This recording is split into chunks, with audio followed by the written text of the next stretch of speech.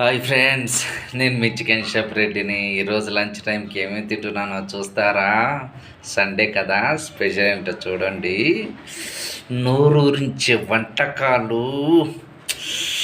చెప్పడానికి నాకే నోరు ఊరుతుంది. Right, chicken dum biryani. ఆహా, సూపర్ ఉంది స్మెల్.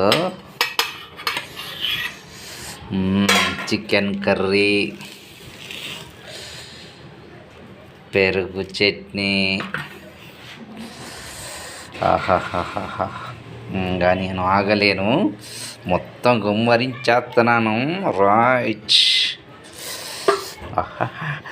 టేస్ట్ ఎలా ఉందో మీకు చూసి చెప్తా.